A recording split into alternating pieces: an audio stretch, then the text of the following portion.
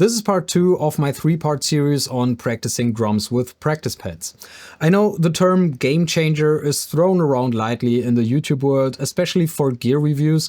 So today let's take a closer look at this kick practice pad from FootBlaster and see if it really lives up to the hype in the metal drummer scene.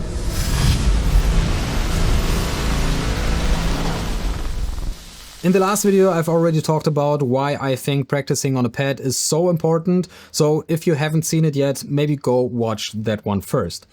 While I think that this approach counts just as much for the feet as it does for the hands, I must admit that I never really practiced my double bass on a pad, but only on my kick drum. The reason is relatively simple: I never found a kick pad that felt real.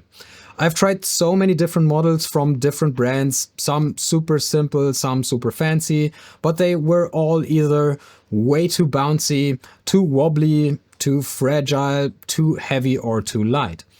Most of them lacked stability, so while playing they always started sliding forward on the floor. By the way, that's why when you pay attention, you see most drummers that do warm up on kick pads in the backstage, they place their pads right against the wall so the pads have nowhere to go. Even aside from the sliding issue, the unrealistic bounciness was always a deal breaker, because you simply can't transfer what you practice on an overly bouncy kick pad to your real kick drum. That's why I avoided kick pads for years, until my good friend Flo introduced me to this FootBlaster KICKPAD. And after trying it out for only a few seconds in the backstage, I knew this was on a whole nother level. This is by far the most realistic feeling kick pad I've ever tried. It's super sturdy, it doesn't wobble or wander while you play, and it offers the flexibility to switch between rubber feet and spikes depending on your practice surface. It's adjustable in every way imaginable, and it fits pretty much any pedal out there. I currently play Axis longboards, which are possibly the worst designed double pedals ever invented, but even those work great on the FootBlaster KICKPAD. There are 5 different hit surfaces you can swap out based on your preferred amount of rebound. I'm using the number 2 surface, which feels like a regularly tuned kick drum and is very quiet.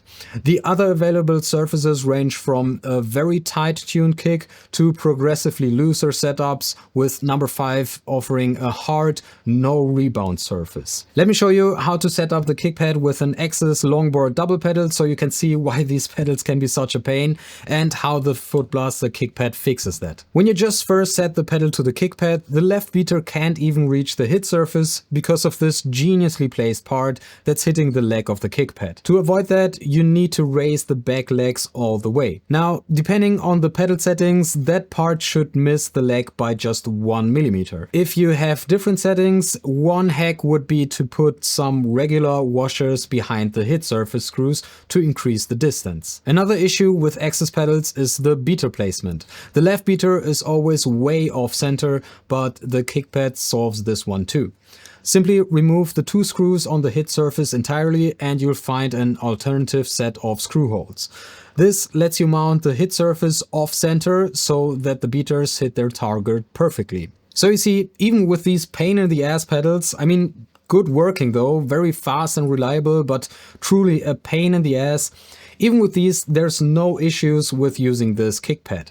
And on top of all, to me at least, this makes practicing fun. And that's maybe one of the most important aspects, because practicing itself can be really boring and it takes a lot of dedication, discipline and motivation to stick to it. Therefore, it's very easy to skip a practice session when the gear is giving you trouble, as I can assure you from my own experience. So, to me, the case is very clear. The FootBlaster KICKPAD definitely is a game changer, and I can strongly recommend you to get one if you are serious about improving your double bass skills.